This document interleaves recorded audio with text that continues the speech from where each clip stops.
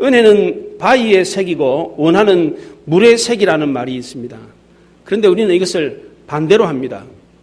은혜는 물의 색이고 원한은 바위의 색입니다. 그래서 두고두고 이 원한을 기억을 해요. 근데 이 원한은 사람을 썩게 만들고 사람을 망하게 만듭니다. 옛날 사람들과 현대 사람의 차이가 무엇입니까? 영국의 영문학자이고 신학자인 C.S. 루이스는 이런 이야기를 했습니다. 옛날 사람들은 현대인들에 비해서 훨씬 더 무지하지만 신을 향하여 깊은 경외심을 가지고 있었고 신 앞에 자신은 언제나 죄인이었다.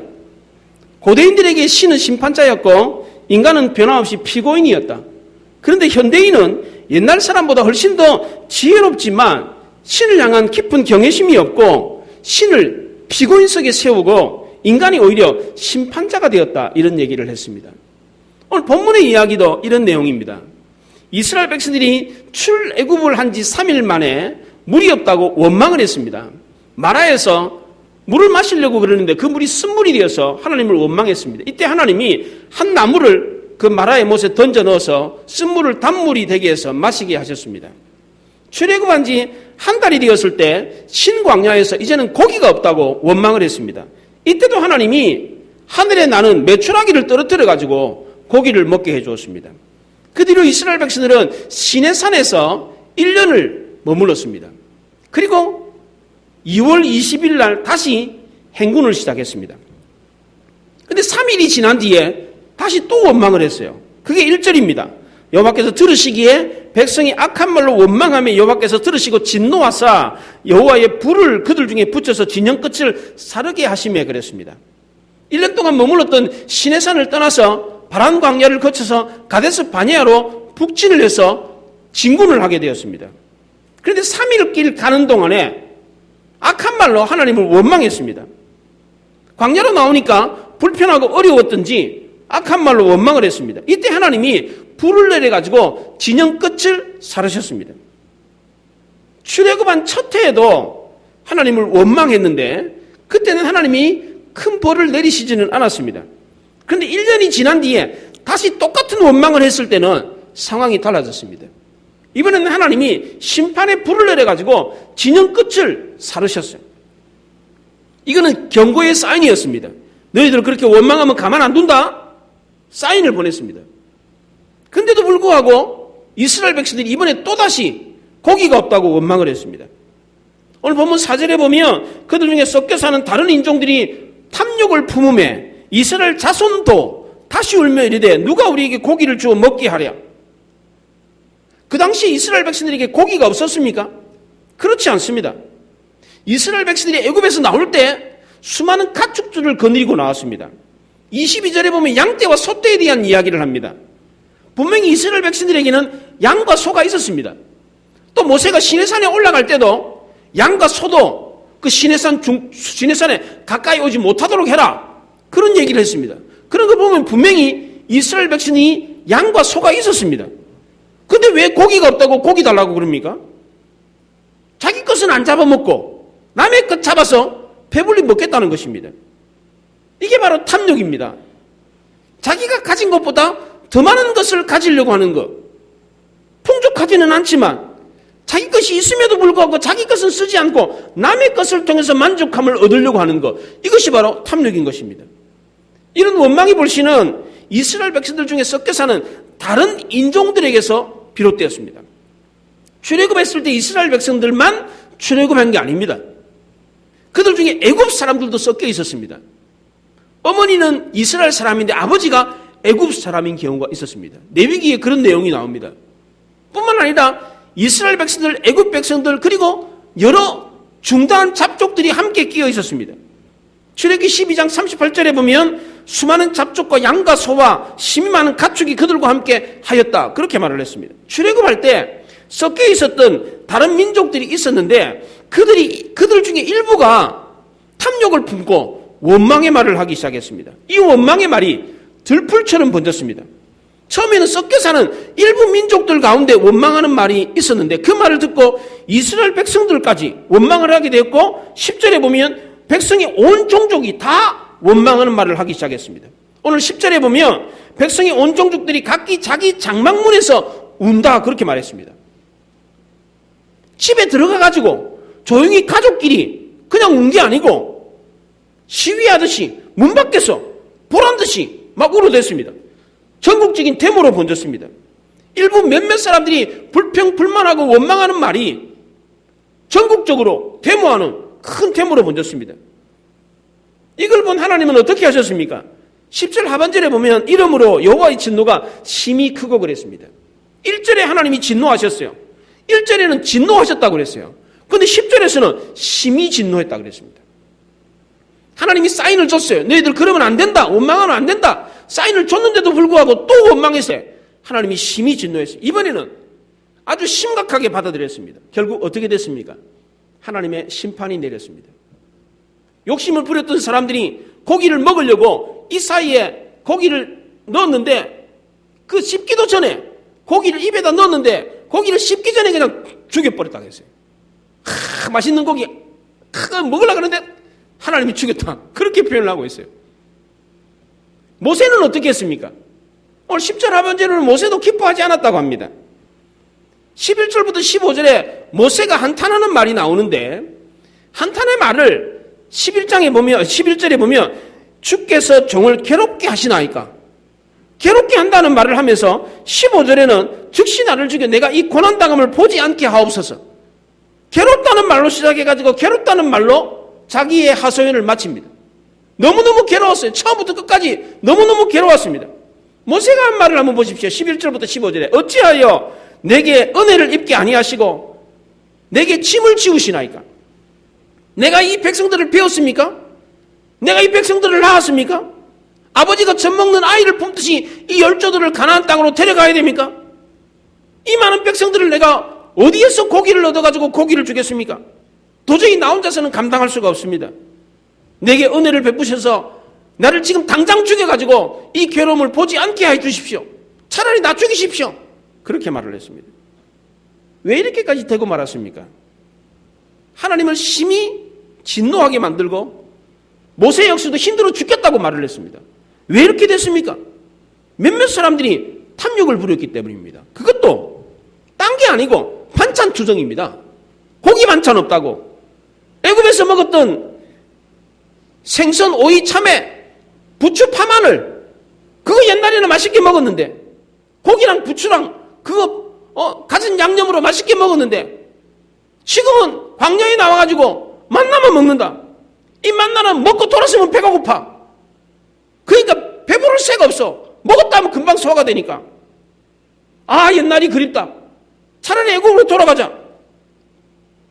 어떻게 보면 아무것도 아닌 것 같은데 사소한 문제, 반찬 문제, 고기 없다고, 맛있는 반찬 없다고 불평을 해가지고 그것 때문에 이스라엘 온 산을 다 태워버렸습니다. 우리가 인생을 살다 보면 항상 좋을 때만 있습니까? 그렇지 않습니다. 힘들고 어려운 때도 있습니다. 다 좋습니까? 다 완벽합니까? 그렇지 않습니다. 그러면 안 좋을 때는, 힘들고 어려울 때는 항상 불평하고 원망해야 됩니까? 힘들고 어려울 때마다 불평하고 원망하면 어떻게 됩니까?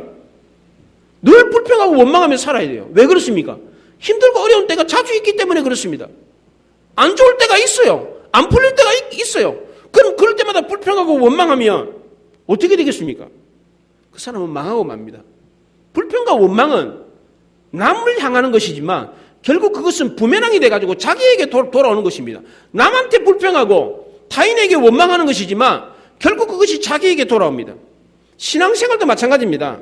우리가 예수 믿고 신앙생활하면 만사가 형통합니까? 모든 것이 척척 잘 풀립니까? 그렇지 않습니다. 힘들고 어려운 때가 있습니다. 이스라엘 백성들이 갔던 광야길도 마찬가지였습니다. 평안한 날만 있었던 것이 아닙니다. 힘들고 고달픈 날도 많았습니다. 먹을 것이 풍족하지 않았습니다. 힘들고 어려운 때가 많았습니다. 40년 동안 만나만 먹어야 됐습니다. 좋은 아파트에서 산 것이 아니라 모래바람을 맞으면서 텐트에서 살았습니다. 그래도 이스라엘 백성들은 순간순간 하나님의 임재와 하나님의 보호하심이 있었습니다. 매일매일마다 하늘에서 만나가 내렸습니다.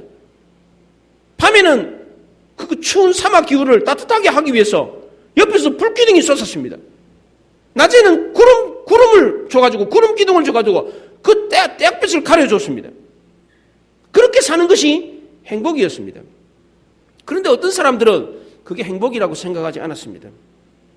가난하게 사는 자유로운 인생보다 배부르게 사는 노예 인생이 더 좋다라고 생각을 했습니다.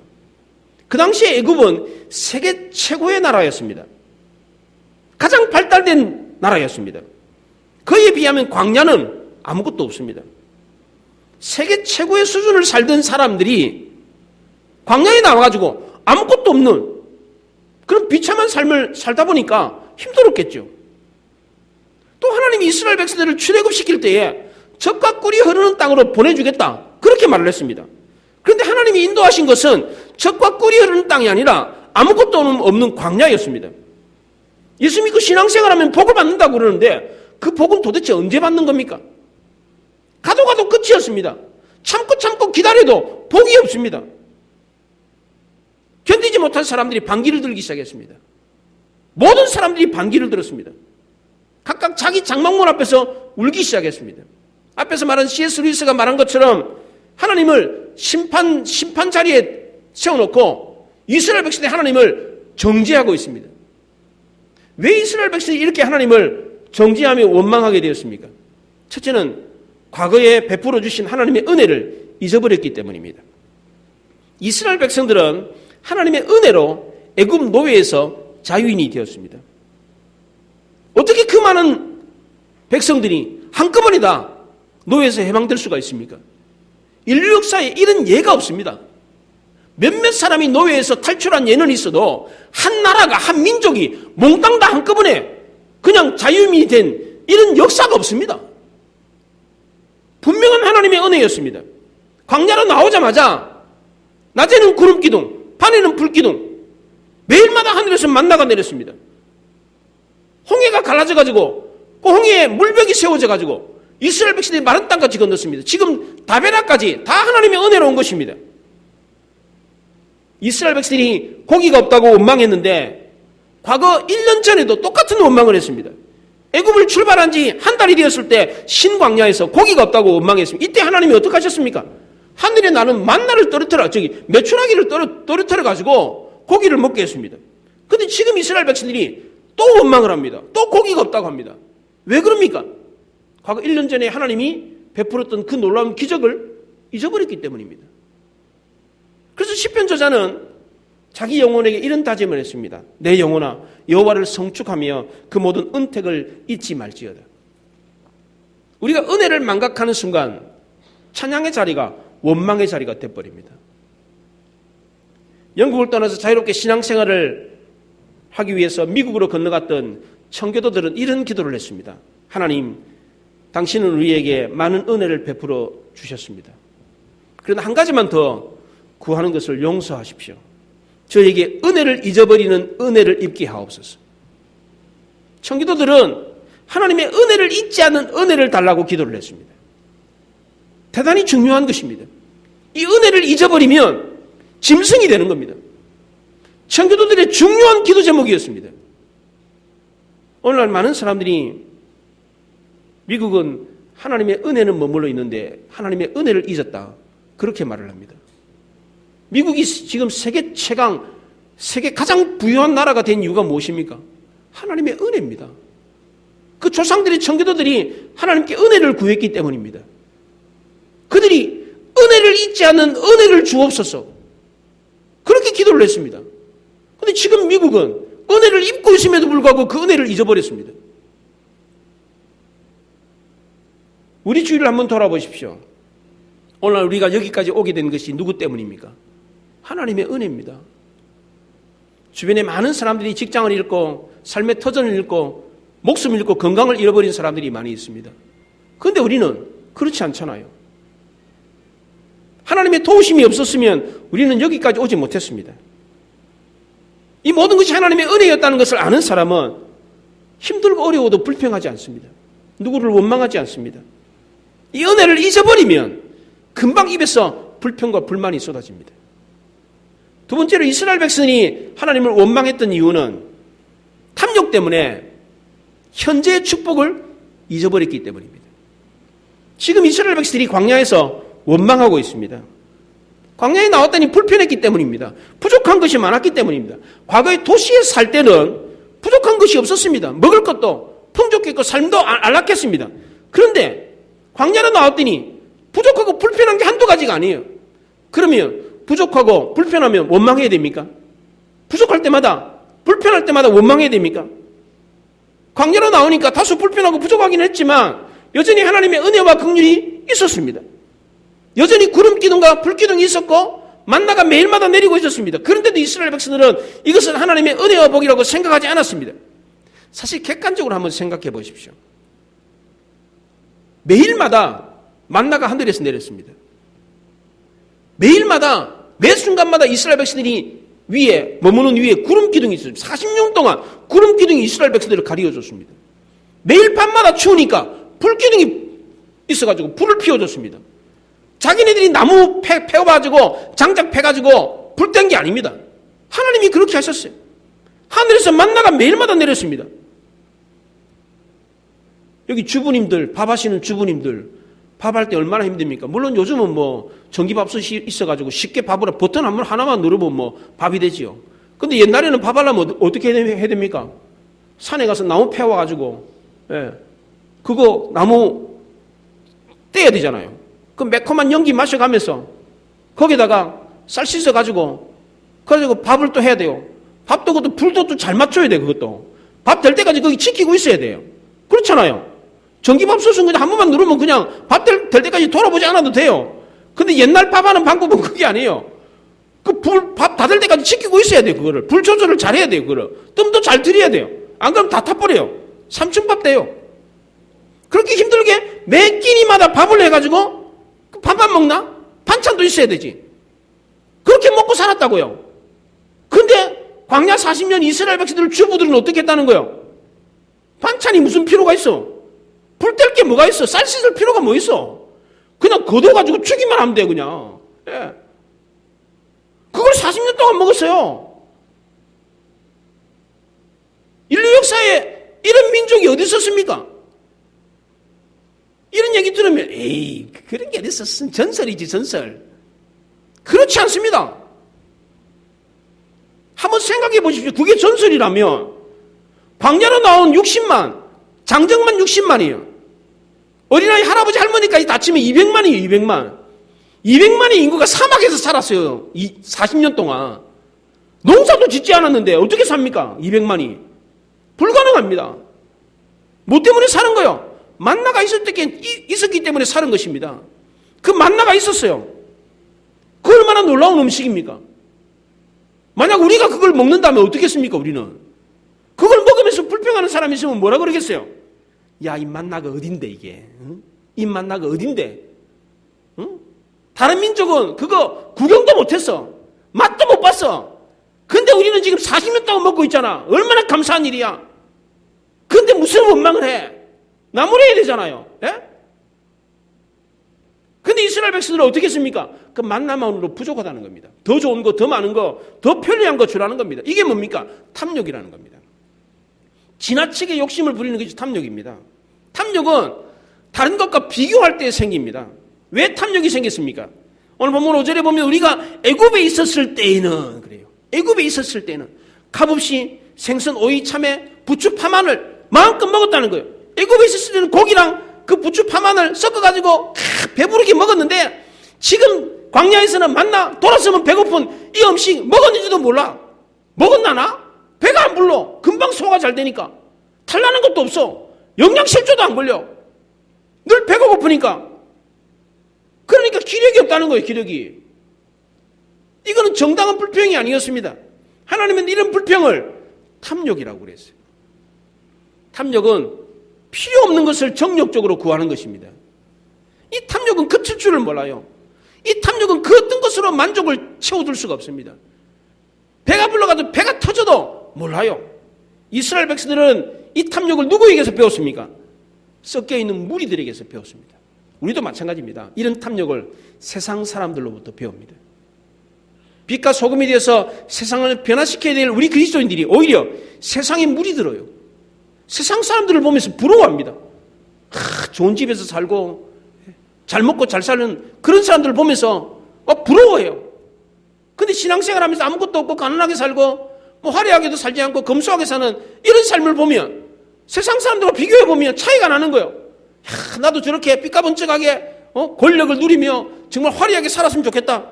이런 생각이 드는 거예요. 자기가 가진 것과 다른 사람이 가진 것을 비교하니까 어떤 생각이 듭니까?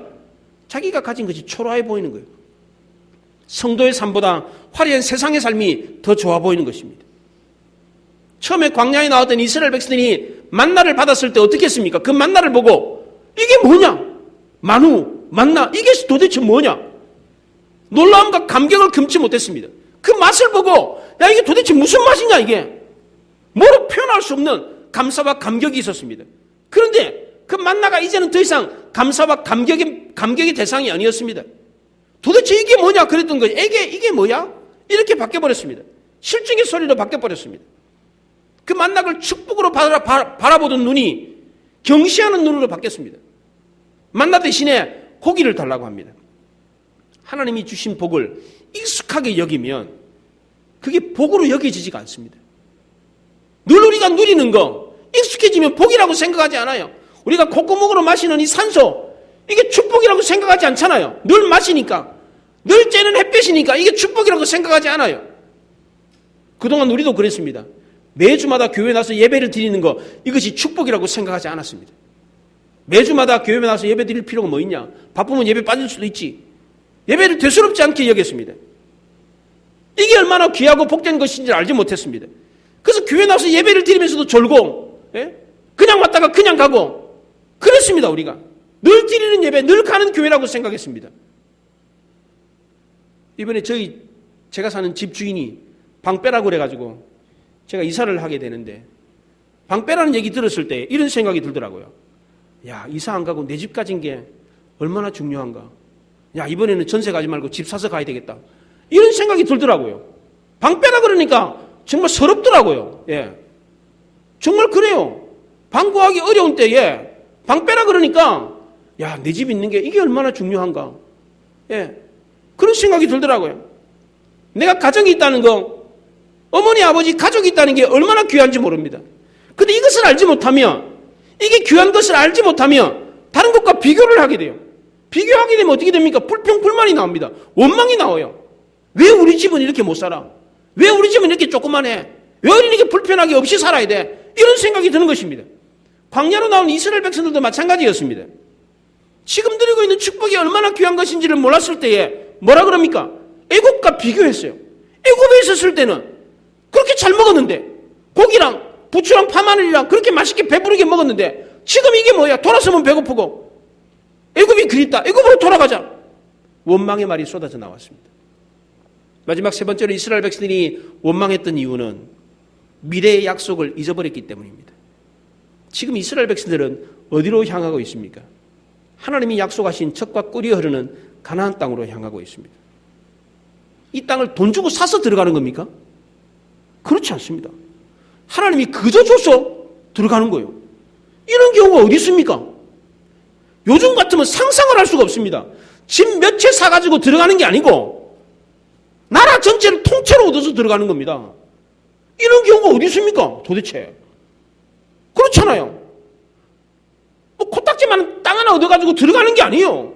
그 넓은 땅을, 어마어마하게 넓은 땅을 그냥 공짜로 얻어서 들어가는 겁니다. 그런데 왜 원망의 말입니까? 어떻게 원망의 말을 할 수가 있어요? 이런 놀라운 축복의 약속을 받았는데도 불구하고 이것이 축복이라는 것을 알지 못했을 때에 이스라엘 백성들은 원망하기 시작했습니다. 미래에 대한 꿈과 비전을 잃어버렸을 때에 원망이 나왔습니다. 왜 그렇습니까? 희망이 없기 때문입니다. 비록 지금은 내가 가난하고 가진 것이 없지만 곧 있으면 남부럽지 않게 많은 것을 가질 수 있다라고 하는 꿈이 있는 사람은 현실에 대해서 불평하지 않습니다. 현실이 고달프고 힘들어도 불평하지 않습니다. 오히려 기대와 소망을 갖습니다. 먹을 것이 없어도 배가 부릅니다. 비록 내가 지금은 가난하지만 조금만 견디면 남부럽지 않는 집으로 넣을 수가 있다. 남부럽지 않은 땅으로 넣을 수가 있다. 이걸 알면 현실의 고통을 참고 인내할 수 있는 것입니다.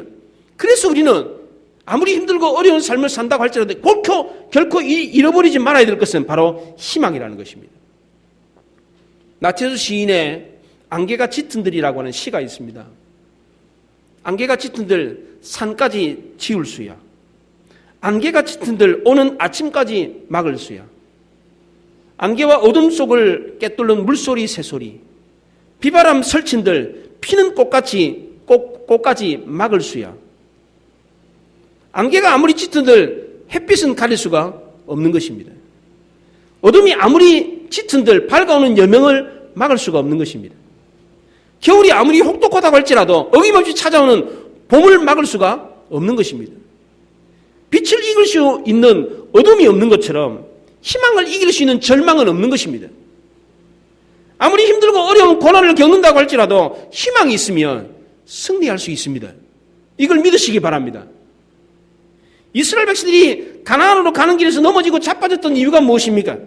하나님이 약속하신 미래의 가나안의 축복을 잊어버렸기 때문입니다. 오늘날 우리도 마찬가지입니다. 하나님이 우리에게 약속하신 이 말씀을 잊어버리면 방황하는 인생이 되고 맙니다. 어려운 고난이 오면 쉽게 넘어지고 자빠집니다. 아니, 어렵지 않고 사소한 거 아무것도 아닌 일도 견디지 못하고 그냥 넘어지고 자빠져요. 지금 이스라엘 백성들이 어떤 문제로 지금 넘어졌습니까? 반찬 문제입니다. 반찬 문제. 아무것도 아닌 거예요. 고기 반찬 없다고.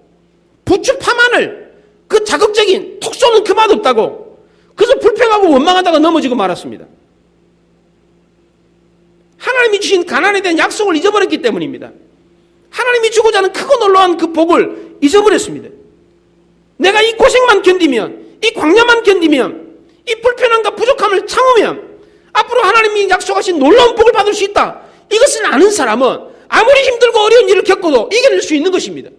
그걸 불편이라고 여기지 않아요. 부족함이라고 여기지 않습니다. 이런 불편과 원망은 모세도 넘어지게 했습니다. 모세도 예배가 아니었습니다. 들불처럼 번졌던 그 원망의 불이 모세에게까지 번졌습니다. 온 백성들이 장막 앞에 나와가지고 다 울면서 데모를 냈어요. 자기 집에 들어가서 흐느끼면서 운 게 아니고 모든 백성들이 다 장막 앞에 나와가지고 울었습니다. 이때 모세가 어떻게 됐습니까? 사면초가에 빠졌습니다. 사람이 궁지에 몰리게 되면 나타나는 증상이 있습니다. 두렵고 힘들고 어려울 때에 스스로 방어하기 위한 적응 행위를 하는데 이게 바로 방어 기제입니다. 11절부터 15절에 모세의 방어 기제가 나옵니다. 11절부터 15절에 모세가 한탄하는 말을 하는데 이 말을 하는 가운데 나라는 말을 무려 14번이나 합니다. 내가 뭐라고요? 나는 어쩔 수 없어요. 내가 할 수 있는 게 없어요. 두 손 두 발 다 들었어요. 내가 뭐랍니까? 내가 누굽니까? 내가 뭐 아버지입니까? 내가 품었습니까? 내가 왜 저들을 인도합니까? 내가. 자기 방어하는 말을 계속해서 했습니다. 두 손 두 발 다 들었어요. 우리도 인생을 살다 보면 이런 경우가 있지 않습니까? 도저히 감당할 수 없는 경우가 있잖아요. 내가 어떻게 할 수 없는 일을 당하는 경우가 있잖아요. 주변 사람들이 불평불만하고 모든 책임을 나에게 돌릴 때 우리는 어떻게 됩니까? 두 손 두 발 다 들어요. 다행히 모세는 어려운 문제를 만났을 때 사람에게 찾아가지 않고 하나님께 찾아갔다는 겁니다. 하소연을 해도 사람에게 하소연을 하지 않고 하나님께 하소연을 했다는 것입니다. 왜 그렇습니까? 문제에 대한 해답이 사람에게 있는 것이 아니라 하나님께 있기 때문에 그렇습니다. 모세가 이렇게 두 손 두 발 다 들고 하나님께 하소연을 했을 때 하나님이 어떻게 했습니까? 첫째는 도울자를 붙여줬습니다. 16절에 보면 장로 70명의 동력자를 붙여줬습니다. 모세 혼자서 감당할 수 없다. 나는 나 혼자서 할 수가 없습니다. 내가 어떻게 합니까? 그랬더니 그래 도울 자가 70명이나 있다. 붙여줬습니다. 두 번째로 하나님은 말로만 돕지 아니하시고 실제적으로 이스라엘 백성들에게 필요한 고기를 주었습니다. 1년 전에 이스라엘 백성들이 고기가 없다고 원망했을 때는 하늘에 나르는 메추라기를 떨어뜨려가지고 한 번 먹게 했습니다. 그런데 이번에는 그게 아니고 이스라엘 백성들 진 사방에 동서남북 사방에 하루길 가는 거리 하루 걸어가면 얼마나 걸어갑니까? 한 몇 킬로 걸어갑니까? 한 20킬로 걸어갑니까? 하루 걸어가면? 뭐 쉬었다 가고 그러면 한 20킬로 걸어갈 거예요. 20킬로. 동서남북으로 20킬로. 그 넓이에 한 규빗이 이 팔꿈치에서 손가락 끝까지가 한 규빗입니다. 50cm 잡으면 두 규빗, 한 1m 정도로 날아가는 메추라기를 떨어뜨려가지고 그 땅에 그 땅에다 쫙 깔았어요. 1m 높이로 메추라기를 깔았어요. 그리고 먹으라고 줬습니다. 과거 1년 전에는 날아가는 메추라기 그냥 좀 떨어져가지고 그 주워 한 번 먹을 수 있을 만큼 줬는데 이번에는 얼만큼 줬습니까?